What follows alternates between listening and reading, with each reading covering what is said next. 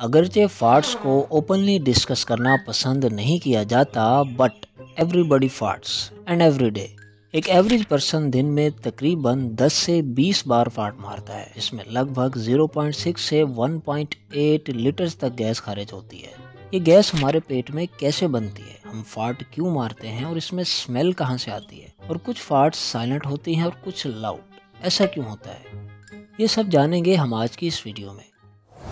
हमारे बातचीत करने, सोने या खाने पीने के दौरान कुछ हवा भी हमारे मैदे में चली जाती है, जो कि ज़्यादातर नाइट्रोजन और ऑक्सीजन पर मुश्तमिल होती है। अब यकीनन इस हवा को बाहर निकलने के लिए कोई ना कोई रास्ता चाहिए होता है। चुनांचे कुछ हवा तो वापस ऊपर की तरफ आ जाती है और डकार की सूरत में बाहर निकल जाती है, जबकि बाकी हवा हमारी आंतों में से होती हुई फार्ट की सूरत में बाहर निकलती है।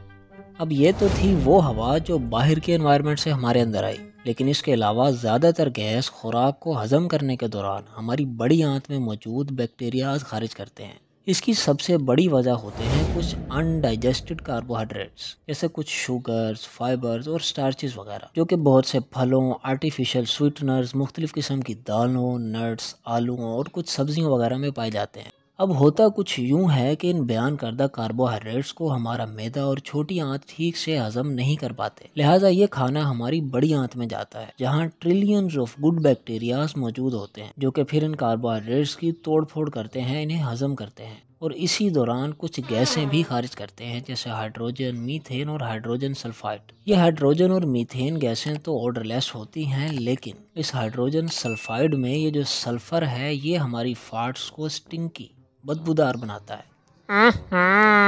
अब सवाल यह है कि कुछ फार्ट्स साइलेंट और कुछ लाउड क्यों होती हैं? तो इसका इंहसार इस बात पर होता है कि हमारे मसल्स कितने रिलैक्स हैं। एक रिलैक्स कंडीशन में इस बात का इम्कान ज़्यादा होता है कि आप साइलेंट फार्ट मारें, जबकि दूसरी तरफ जब आप रिलैक्स नहीं होते या काफ़ी देर से गैस को रोके हुए होते हैं, तो गैस अंदर ही अंदर बिल्डअप हो जाती है और फिर एकदम से प्रेशर और आवाज़ के साथ निकलती है और हमारी बेइज्जती भी खूब करवाती है।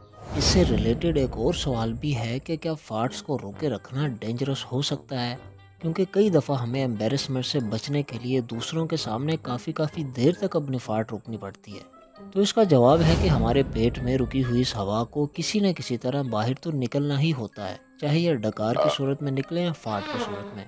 तो अब अगर इस हवा को किसी भी वजह से ज़्यादा देर तक बाहर निकलने से रोका जाए तो हमें बेचैनी तो होती ही है, लेकिन इसके साथ साथ ब्लोटिंग और पेट में दर्द भी हो सकता है। इसके अलावा फार्ट रोकने के मजीद कोई नुकसानात हैं या नहीं, अभी तक इस पे कोई वाज़ेह रिसर्च मौजूद नहीं है। तो हमें लेस फार्टी होने के लिए क्या करना चाहिए? सबसे पहले तो आपको ये देखना पड़ेगा कि कौन सी चीज़ खाने के बाद आपको ज़्यादा फार्ट्स आती हैं, और फिर यकीनन आपको अपनी डाइट में से इस चीज़ की मिकदार कम कर देनी चाहिए, या ये चीज़ एक ही वक्त में ज़्यादा मिकदार में नहीं कंज्यूम करनी चाहिए। मसलन वो फूड्स जिनमें सल्फ़र की मिकदार ज़्यादा होती है, जैसे बीफ, चिकन, अंडे, मछली, मैदा, मुख्तलिफ़ किस्म की दालें, खुश्क मेवाजात और कुछ मखसूस सब्जियाँ जैसे गोभी और प्याज वगैरह। इसके अलावा कुछ लोग मिल्क या मज़ीद डेयरी प्रोडक्ट्स ठीक से हज़म नहीं कर पाते, तो इसकी वजह यह होती है कि दूध में एक नेचुरल शुगर लैक्टोज पाई जाती है, और इस लैक्टोज को हजम करने के लिए हमारे अंदर एक एंजाइम होता है जिसे लैक्टेज कहा जाता है। अब जो लोग डेयरी प्रोडक्ट्स ठीक से हजम नहीं कर पाते, इन लोगों में इस एंजाइम की कमी होती है। ऐसे लोगों को लैक्टोज इंटॉलरेंट कहा जाता है।